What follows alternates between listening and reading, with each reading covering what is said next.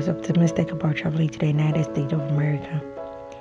Landing safely at the airport in Orlando, Florida, my eyes lit up, and I knew I was about to confront completely new situations.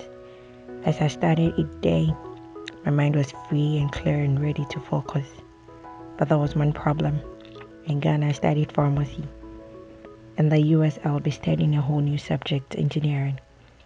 There were days I felt like giving up and said to myself, Seraphim, pharmacy didn't break you, why allow this?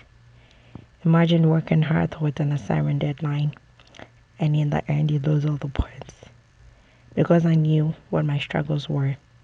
When I had a 150-point assignment for my introduction to AutoCAD class, I decided to be an early bird in order not to miss my points. I started drawing on Wednesday so that I could submit on Saturday at 11:59 p.m. Fast forward to submission time. The finishing touches to the assignments were going slower than normal. I quickly went to one of my classmates to help me, but he was asleep. So I kept manipulating the software till I closed all the tabs for the assignments without saving it.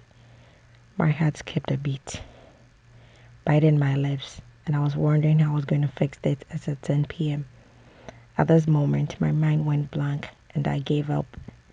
Upon getting home, I couldn't sleep again, and I have several thoughts about failing the class. Such challenges took a toll on me, and I was completely demotivated for the rest of the semester. The much anticipated Pathway to Success program was coming up, and I knew that I needed to go and clear my head, relax, learn new things, and re-energize for the spring semester. During the PSP program, we reflected on the fall semester, the ups, downs, and hard times. We also had workshops on the strength based on the Clifton Strength Assessment. It gave me the chance to know my strengths and weaknesses. For example, I was a person in the learner theme. People exceptionally talented in the learner theme have a great desire to learn and want to continuously improve. The process of learning rather than the outcome excites them. We also had talks about being a difference maker, how to resolve conflict, and emotional intelligence. Returning to Florida with a high dose of motivation, I went to my mechanical drafting class, still in the spirit of the PSP, and all the encouraging words, the workshops, and engaging with my cohort. When I got to class, everyone was heated. I wasn't late, but I felt like a newbie. Project work was handed out, and people started drawing.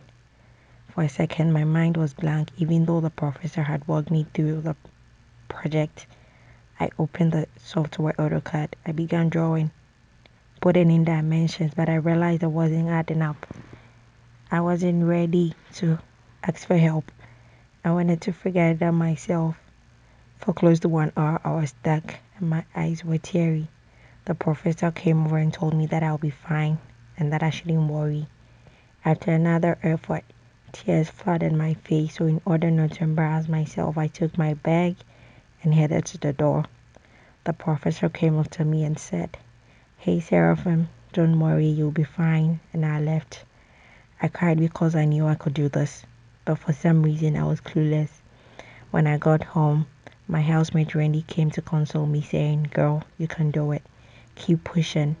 We all know you're a pharmacy student trying hard to fit in an engineering class." And the next class, I figured out I was using AutoCAD Mechanical instead of AutoCAD English, and I was able to do my assignment, and the subsequent classes have been easy. Despite all the trouble that I had from my classes, it was a platform for growth. I became open-minded and willing to try new things. In the end, I resolved not to give up on things that I had control over, but to push and put in all the effort.